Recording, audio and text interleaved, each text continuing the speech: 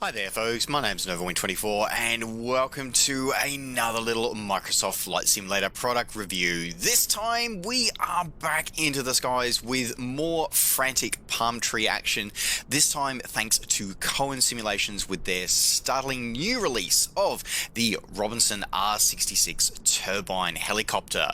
Now this helicopter is a fascinating little thing. I love Robinson helicopters because they're so cute and so adorable, and they're just so popular, and there's just something about them which is really kind of cool.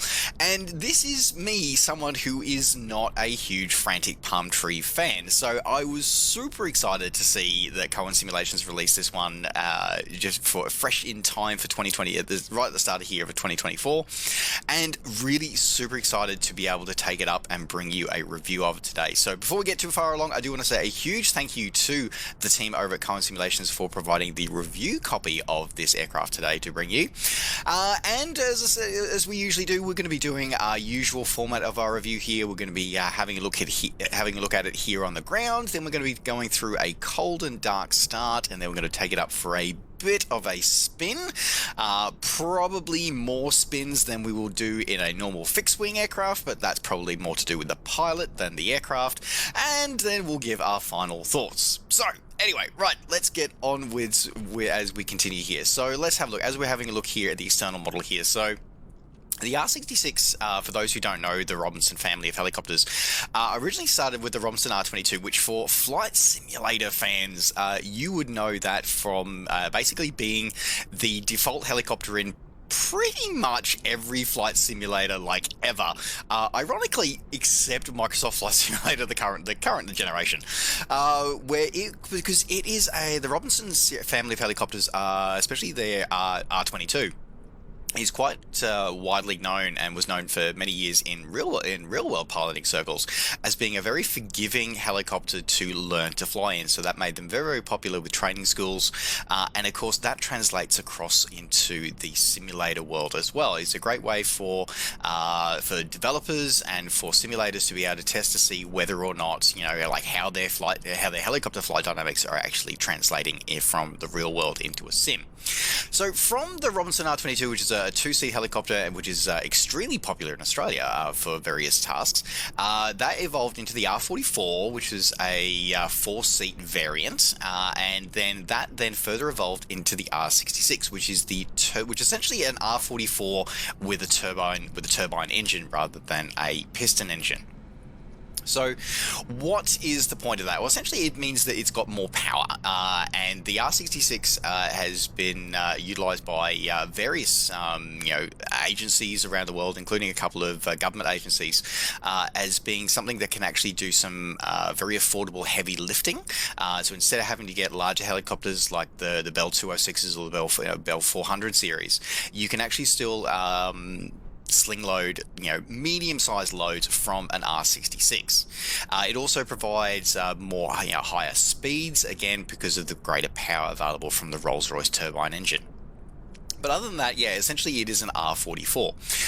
Now, as we've been going around the model here, we can see that we've got a beautifully, highly detailed model here from the team at Cowan Simulations, which, quite honest, is what we've come to expect. Like, the team here do a fantastic job with all their helicopters. I absolutely, for those who watch my Bell 222 review, I absolutely loved it. I definitely need to practice more skills with my helicopter flying. Maybe this will be the helicopter I can practice my skills in.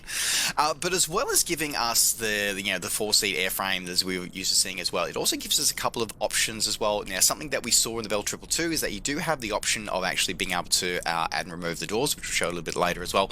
But you also get things like a float system as well, which was a post-release add-on that Robinson released, and an upgrade kit that Robinson released for the real-life aircraft, and that is available for you here and available for you to utilize. And we will be testing those here in the in the beautiful area of the Great Barrier Reef that we're going to be flying around in today. You get a huge number of real-world liveries also included with this, so I really sort of just, I can't see really, I'm sort of basically, I don't know, we've got to be careful here because I just love CowanSim's attention to detail. I really, really do. Like, they've got beautiful texturing, they've got highly detailed modeling, and I can't fault it. Like, it's just amazing work as always, and I can't fault it. So that's kind of really basically the external review done. It's fantastic. It's awesome. Anyway, right, so now that we've had a look at that external model and I've sort of done limited gushing and sort of saying how good it is, let's jump into the office. And I always sometimes forget that, you know, in a helicopter you fly from the right hand seat. Let's jump into the office and check out the office and go for a fly. Alright, so here we are in the office of the R66, and it is a fairly Spartan office because it is a basic helicopter. This isn't an airliner. Let's be clear here. Like, this is it's a helicopter that is, you're meant to fly it. There's no fancy autopilot systems. There's no fancy FMSs or anything like that. This is, like all helicopters, these are meant to be flown, and you actually have to pay attention for flying, which is going to make doing the exterior while flying thing, going to be exterior filming while flying is going to be interesting. Anyway, so yeah, it's still, even though it is a Spartan interior, it is still very highly detailed. We've got some great texture work throughout here. Everything feels like it should. Now, a couple of things that I do want to sort of highlight as well, that I want to talk about, that we briefly mentioned while we're outside the aircraft.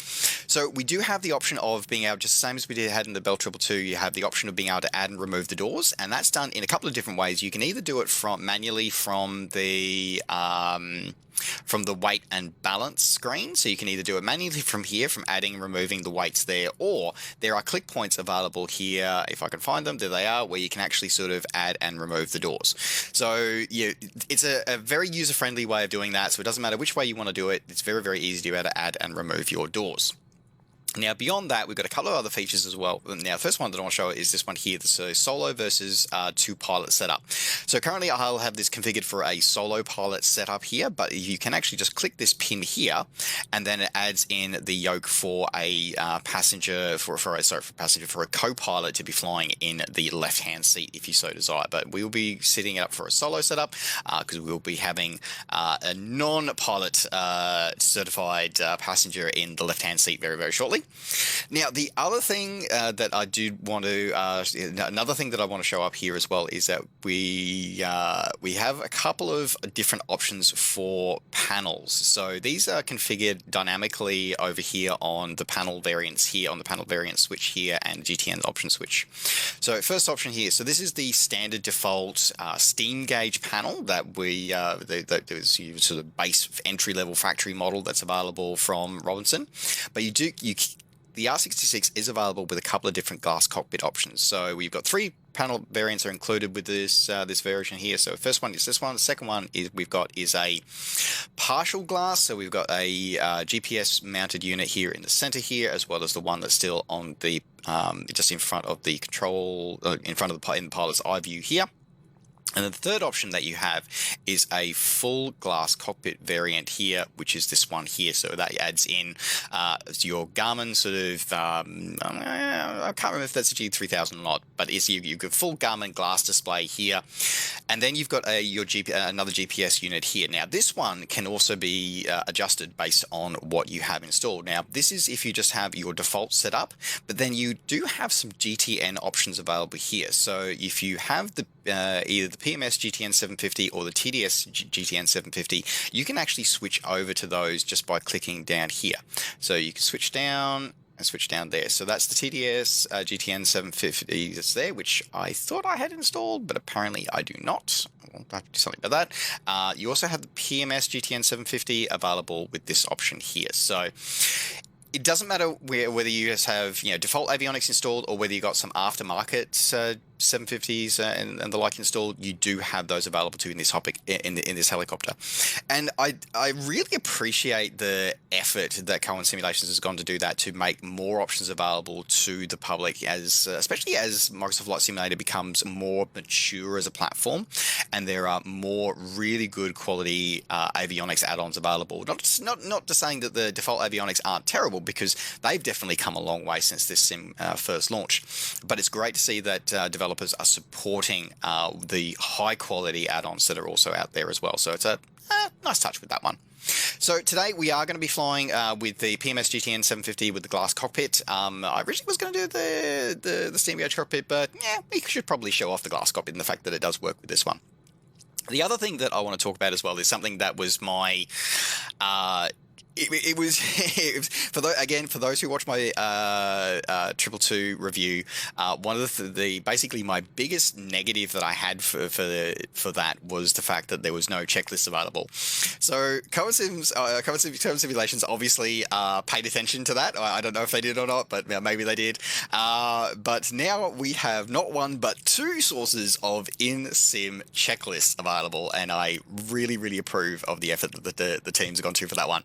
So the first option is this one here, which is passable and okay. So you have a checklist here, so you can actually go through and just visually look at the starting card, just as if you had your pilot knee board. So that's cool, that's great, and that's probably the best one for people who are familiar with a startup process in advance and are used to flying turbine aircraft, whether they be fixed wing or rotary wing. But the most important one for me was the integration with the actual in-sim checklist. This is the big one for me, and the one that I talk about ad nauseum with multiple developers, and I'm so pleased to see that the team Cowan Simulations integrated this time, because this is incredibly vital for Xbox family, for them to be able to utilize it, because they don't have the option of being able to pull up PDFs and stuff like that. They have to, our Xbox family have to rely on what's available to them in the sim, and both of these options that are available to them now mean that they have the same experience that everybody else does. So congratulations, Cowan Simulations. Thank you for doing this one. That is awesome. Really well done. Okay, now before we do that start checklist though, let's show off a couple of other things as well. As I said, we've gone through the doors here. Now the other thing to show off as well is that we do have some dynamic weight sort of things with the passengers here. So I'm just going to quickly mess with my cameras for a second here. So I'm just going to sort of move my camera around like that for a second so we can get a better view of the cockpit. There we go. Okay, so this is again just like the doors and the flotation system. This is all done dynamically through the inbuilt weight system. So essentially all you need to do is you go up to the weight systems here, and you can add in your weights, and hey presto, you've got passengers appearing along the way. And of course, we're taking a beautiful sightseeing flight through the Great Barrier Reef today, so this is a perfect time to take some passengers out to see the beauty that is in here in Australia. And let's add in they've got a couple of bags. They're going to have some swimsuits with them as well, and that is going to take us pretty much to our max payload, which is kind of interesting.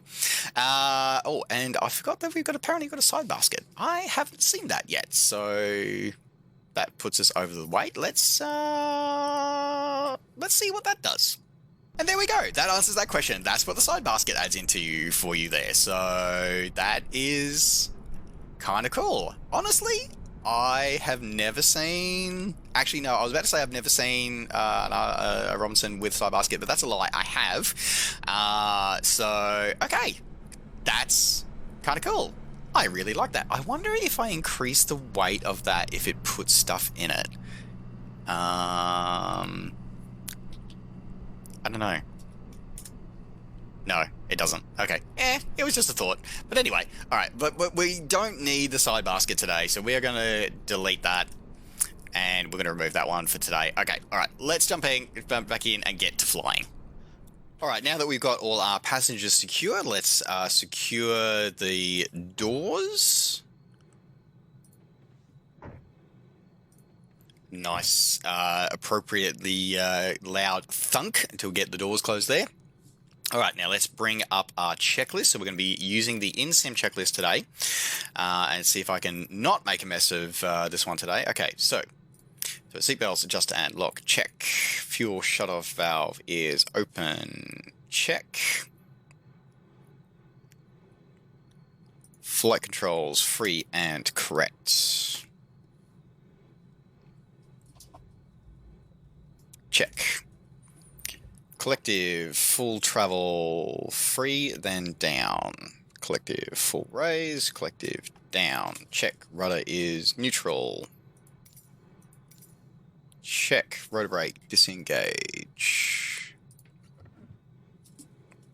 Breakers all pushed in. Now, also, the brake, I didn't mention it before, but all the breakers down here actually do work. And yes, if you do pull them, the associated system does stop working. So yes, all our breakers are in. So we are good on that one. Cabin heating is off. Check. Check. Okay, anti-ice is off. Check. Pitot heat is off. Check. Landing light is off. Check. Avionics master switch is off. Check. Alternator, check. Off. Altimeters set. Hydraulics on. Check. Okay. Pre-start engine, pre-start checklist complete. Okay, engine start sequence. Battery master switch set to on. Check. Strobe lights on. Ignition enable on. Check. Area is clear. Check. Fuel shuttle. Oh, that should have been. Yeah, okay. Whoops. We should have done the other way. We should have checked that the other way. Whoops. You're in a checklist. My mistake. Okay. Throttle closed. Open. Close. Check. Starter.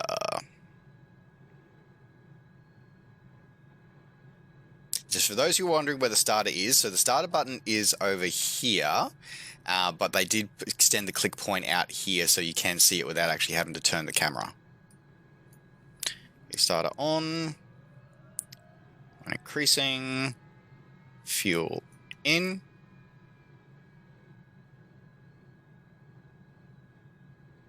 Okay.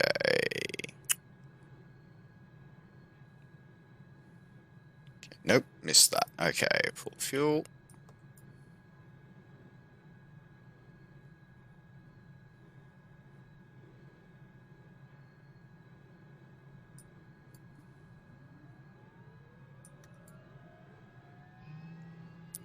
There we go. So that is something that I did notice, is that the start sequence is really, you have to be on the ball.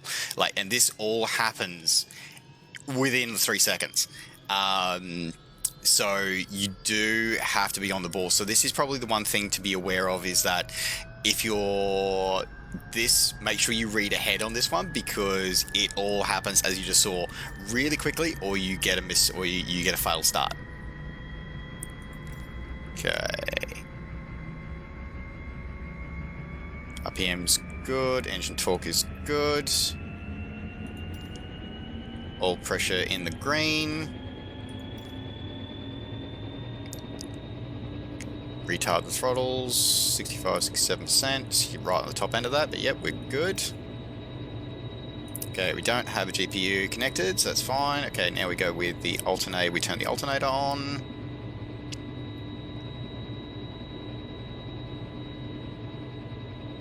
So I think... where is the alternator? Ah, generator. Wow, okay. That was complete brain fart on my part. Okay, nav lights on. Alright, there we go. Avionics coming online now. That's good. That was a total brain fart. Okay, avionics master switch is on and good. Annunciator panel test. Check. Okay, anti-ice. shouldn't need it in Queensland, but just in case, we will put it on there. Doors closed and locked. Check. Hydraulics confirm on. Check.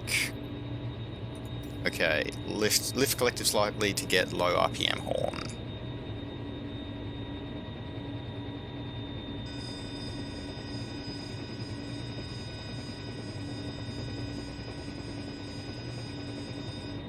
Yep, horn is functioning. Okay, so that's the, and we've got the engine warming up, so we are good. So as I was saying before, as I said, so you can see here, this is the PMS. I've got the PMS GTN 750 up at the moment here. And you can change this during flight if you so desire. If you wish to revert back to the default one, you can do that, or the TDS one. But you know, so as we saw before, I don't have the TDS one installed. And as I said, I'm a bit confused why I don't have that. I know I have it. So it's really weird for me that for some reason. And did I? There we go. Okay, just has to reinitialize. All right, throttle slowly increase. So warmed up. We are been running for a minute. I'm going to switch this over to our map view. There we go. I'm going to increase the mile here. So by the way, folks, the airport that we are taking off from here is from AU Scene. It's their Hamilton Island scenery. We're going to be checking out here. We're going to be checking out some of the beautiful vistas of Hamilton Island and its surrounds as part of our flight today, and heading off to Barrier Reef World, which is a fun little place on the Great Barrier Reef. Okay, throttle slowly increase to full open.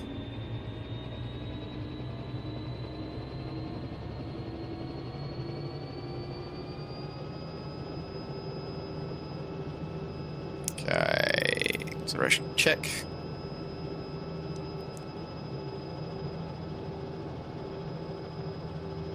And 2 and R stabilization check. Engine instruments all in the green. We're looking good. All right, so checklist complete. There we go. And I know it's a thing, and I know from programming that, you know, it can be a bit of a pain to do this one, but as I said, it was so important for me to see this checklist appear in the sim, because it is so important that for me, as I always sort of say, that it is very important that flight simulation is accessible to everybody. And no matter what platform or what version of the sim, or what platform that you are simming on, it needs to be accessible to all. And the in-sim checklists are absolutely a thing that makes that possible. All right, so we're going to put our landing lights on. All right, now just as a bit of a funsy here as well, there is a autopilot button here. But FYI, it's in-op. Small thing, I kind of appreciate the fact that in both 222 and in this, the AP is there, but it is non-functional. So it's just pointing out to people that, hey, yeah, no, you actually are going to have to hand fly this one as well. All right, so let's now see if I can make a mess of a takeoff, which is pretty common for me here, of flying helicopters. So let's give it a go. Everybody buckle up and hold on to your hats, because I'm also looking at that wind and going, this is going to be interesting. Okay. All right, here's a cyclic up.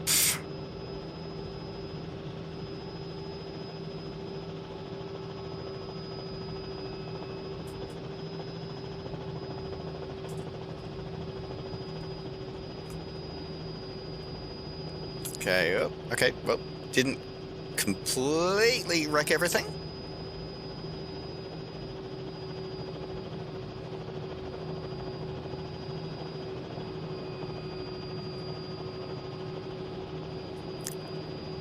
I'm going to mark that as a relatively successful takeoff then. One of the important things that I found with this helicopter as well is make sure that you've bound your trim keys to your controls somehow if you're not using the auto trim supports from the sim, because it will make flying this helicopter a lot easier. Actually, not just this helicopter, all helicopters, because this helicopter actually, once it trims out, she flies very docile, is a very docile helicopter to fly, much like its R22 and R44 brethren, which is is a testament to the to the design, and also a testament to CowanSim's replication of the fly model. But at the same time, if you treat her she's forgiving, but if you treat her too roughly, she will she will kick your ass. That is something that I definitely did learn.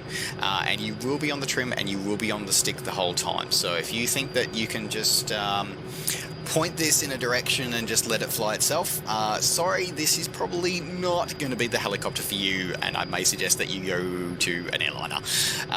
But if you're looking to be able to explore the world around you from a different perspective, and the joys of helicopters and being able to sort of go low and slow or low and fast through terrain, and also especially to take in and appreciate some of the amazing work that scenery developers do for our community of things outside of immediate airports. Like this, as I said, like we're looking at the Hamilton Island airport scenery, but it's more than just the airport. I mean, we've got the areas around. We've got the golf club here in all its detail, with yachts and stuff nearby, all the buildings nearby. I was just waiting to see if I can see like a golf cart or something running around the golf course. And you know what? I actually think I just actually saw one there. To be able to appreciate the level of detail that our scenery developers go to when they're creating sceneries for us is something that's really, really important, and something that's so cool to do. Alright, let's go through and do a bit of flying here. Something that I've noticed with this helicopter, well, because it is such a light helicopter, it very much you feel the weather a lot more. So at the moment, we've got we've got about 20 knots of wind coming out of the east, and I definitely feel that coming through.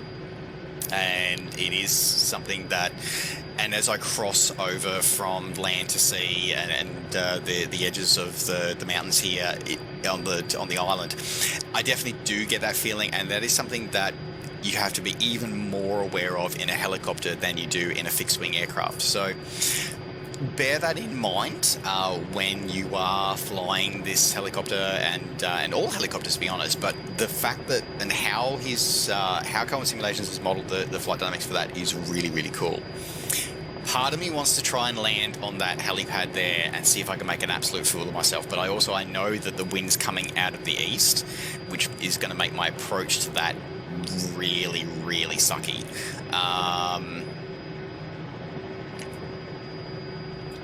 Because I'm going to have to be battling a tailwind with that, and that would suck. But let's give it a try.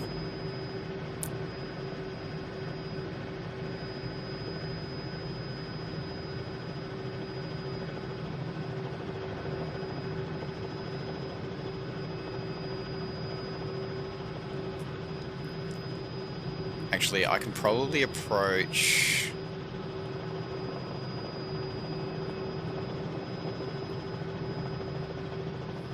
Let's try approaching from the other side and see how this works. No guarantees here that this is going to be a good landing. Definitely no guarantees that this is going to be a good landing. I know how I am with helicopters.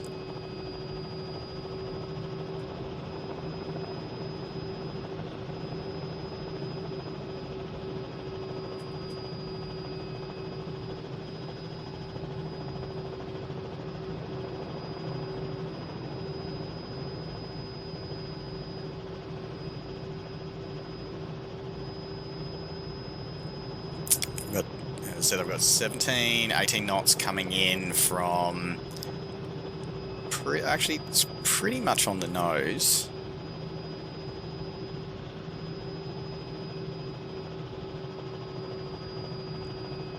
Knowing my luck, this is going to be like the one ship in the sim that doesn't have the helipad's not landable.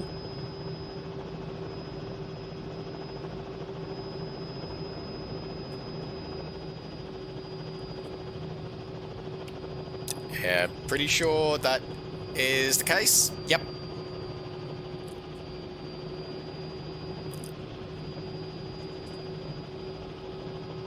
Give this one more try.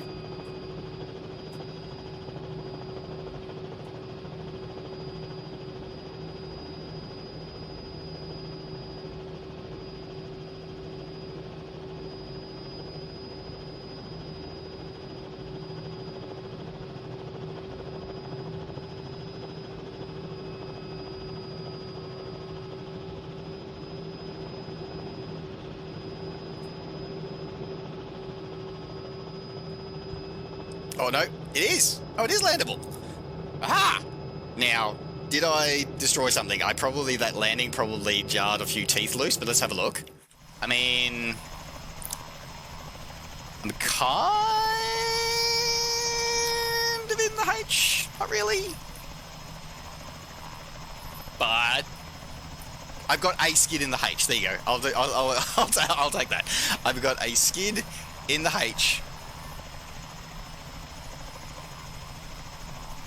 There you go. Okay, so it is landable. There you go. Okay, cool. All right. Anyway, this wasn't where I'd intended to land for this review video, but you gotta, give yourself a bit of challenge every now and again as they pop up. All right. Anyway, so let's take off now.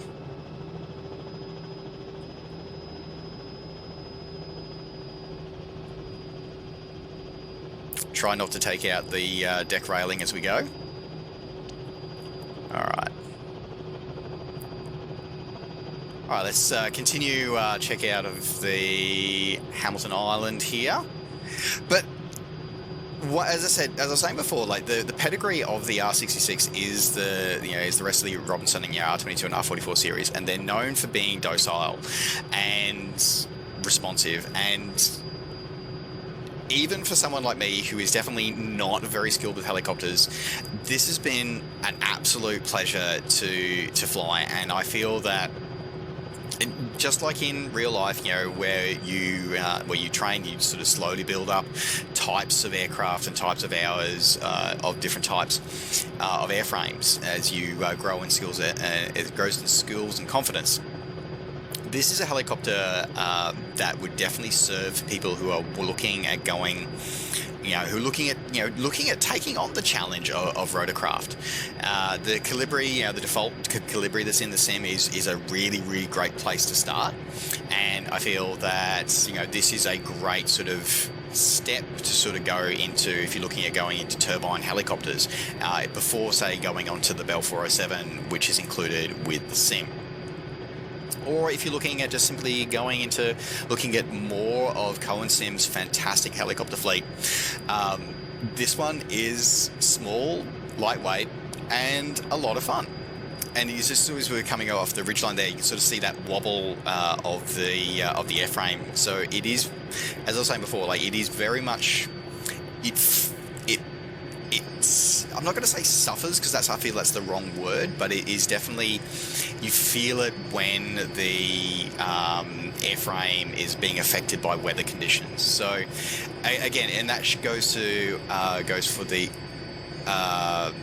shows the quality of the flight modeling.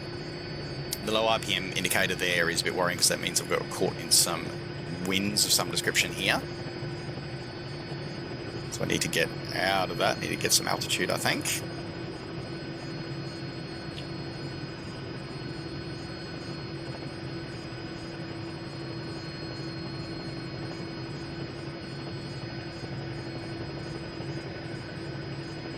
Okay. Oh, I've got a low RPM warning, that's not good.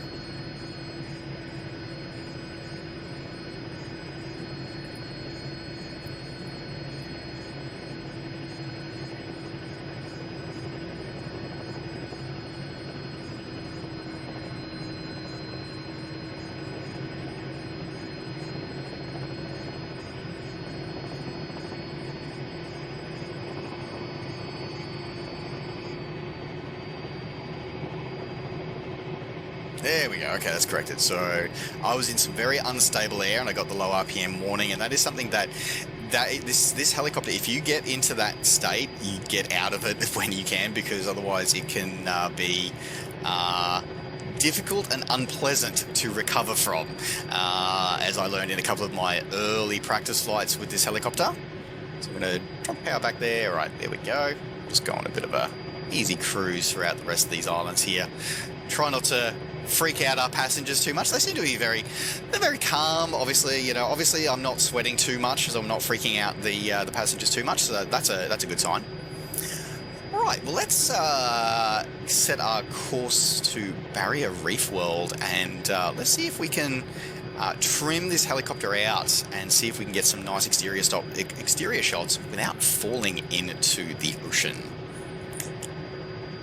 So we'll have a quick look at the exterior here while in flight before it goes out of control completely. But the trimming, as I was saying before, really helps. Like once you've got the trims sort of set, it is a lot easier to control and handle, and makes a huge difference to your flying. And again, like the exterior model, I can't really sort of, I honestly, I cannot pick a fault with it. I really can't. So yeah. That's it. Just a quick look before we go careening into the water, but I did want to show it off and go, we didn't have the high-speed fall out of the sky that we did with 222. So I'm going to count that as an improvement with my trimming and flying skills.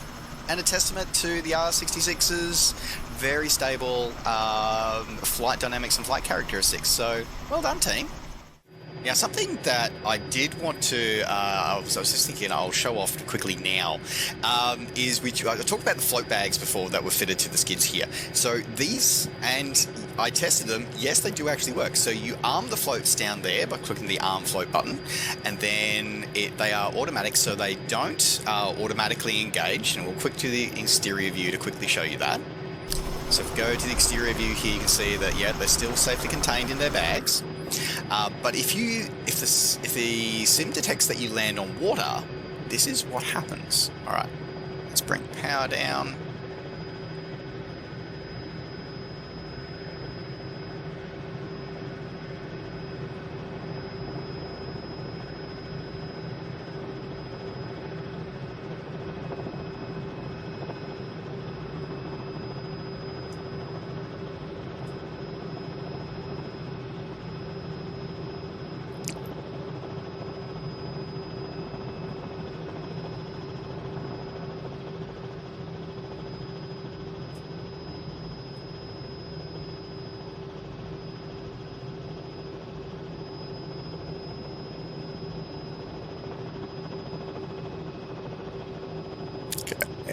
Easing that power. Oof, that was a bit firm. But if we now check outside, so now that we're outside, we can see that the flotation bags all engaged, and so now our R66 is now floating on the water. So yes, they do actually work. And I know it's a silly small thing, but I genuinely appreciate the fact that they're modeled like that, so you can do it. Now, the only problem that I have is that I believe, funnily enough, just like in real life, there's no way to actually reset the bags from once they've inflated without restarting the flight. Meh. It's fine, but for game I know for realism this is better, but for game purposes it would be kind of cool if there was a way that I could simply reset those. I also appreciate the fact that these are done by Cowan Industries. That's an insanely nice touch. Okay, let's get back in and let's take off again, and let's get to where we're actually supposed to be going. Just one thing while we are en route here, I just want to quickly show off the night lighting. The night lighting in the cockpit is pretty basic, but it is, it does what it says on the tin. As it's basic as you would expect for an airframe like this, but you do have your dimmable lights on the consoles here. You also have map and reading lights located up here as well, which you can control. I can do those here, but I want to be careful of how I'm flying because I have zero references outside in the horizon right now. If I can find there we go. Yep. So you do have that option there, and you do just have the panel lighting available here, and we can just dim some of those. Go, and then you just got the panel lighting there. So the panel lighting is very effective. It looks like the real thing and works really well. If you're flying this at night, I probably would advise, if you are going to fly it at night, fly it over somewhere that's a bit more populated than this, because this with nothing but the stars and a sliver of moon is a somewhat challenging thing to do. But anyway, yes, the night lighting works as advertised and looks pretty damn good. So there we go. All right, onwards to our final destination. Alright, we are approaching now Barrier Reef World, so it's a little offshore attraction here on the Great Barrier Reef. I love how it looks in the sim. Like, I've had this scenery for a bit, and I've never actually like spent some time out here. So you all get to check it out with me. It's the same as I do. All right, so let's bring off some power here. So we've got a few some photo reel of the reef. Oh, oh. Watch that speed. Watch the altitude change. So we've got a. So this is, and these offshore attractions here are really kind of fascinating because it gives you a chance to dive the reef, and you can do various water sports and stuff like that in the reef. And one of the ways to get out here is either by boat or by helicopter. So there are several helipads here for us to try out. So let's put down my collective here. We'll get back and try not to fall out of the sky while we do this.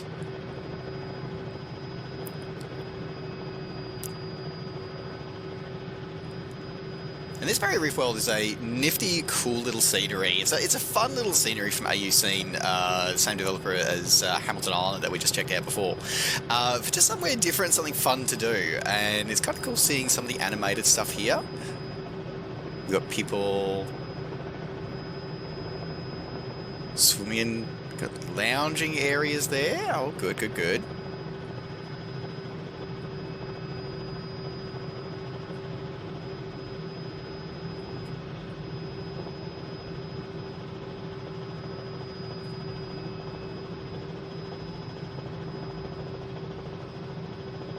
It's the other thing that makes the Robinson family very popular as well is their maneuverability.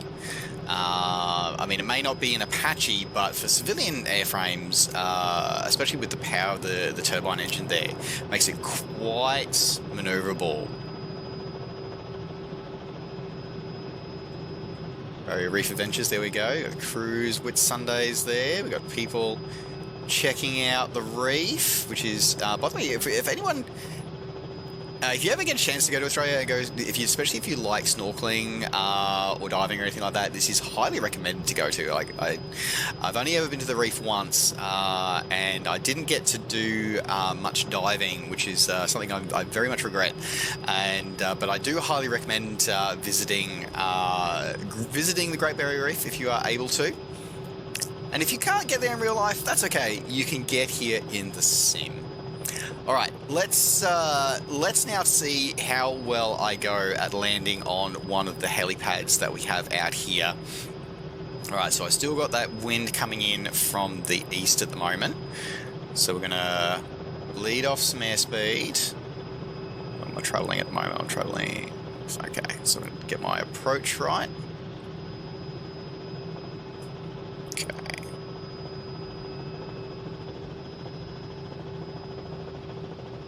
So that'll be the helipad that we're going for. Okay.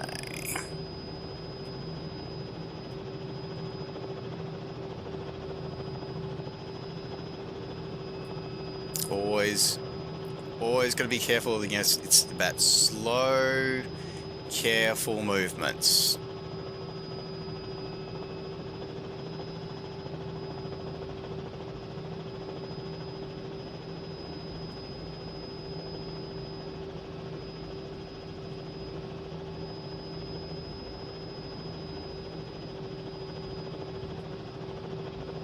I wonder if that seagull's going to get out of the way.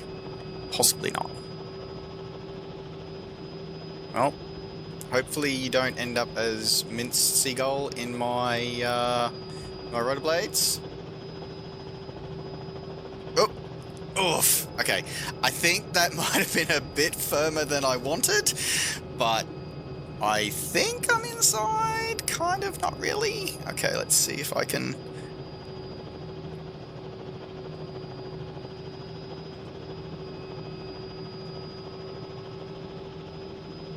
Nudge it a little bit to the left.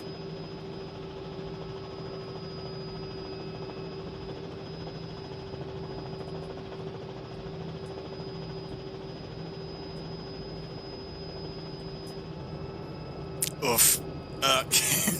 Okay, you know what? Actually, no, I think I'm way outside the H. Okay, let's try that again. I'm down on a solid surface, so I probably should just accept it. But oof. Okay. Firm, but now I feel like I'm more likely to be in the H and fully on the platform. But should we check it out? Yeah, okay, let's check it out. Oh look! I am! Woo! Okay, so we're not going to fall off into the sea. That's a good start, and neither are our passengers. Awesome. All right, let's, now that we've confirmed that, all right, let's now take this opportunity to shut the helicopter down. Okay, so we've got throttle there, throttle to idle. Okay, fuel guard off, fuel cut. Okay, pitot heat off, engine anti-ice off. Okay, avionics, generators off, avionics off, igniter set to off, let the blades wind down, strobes off, keep nav lights on until we finish rotating. Alright, landing lights set to off. Okay, slow blades are slowed enough, nav lights set to off, and battery master set to off. There we go. Okay. Alright, helicopter shut down, and once that blade stops turning, we'll pull our rotor brake.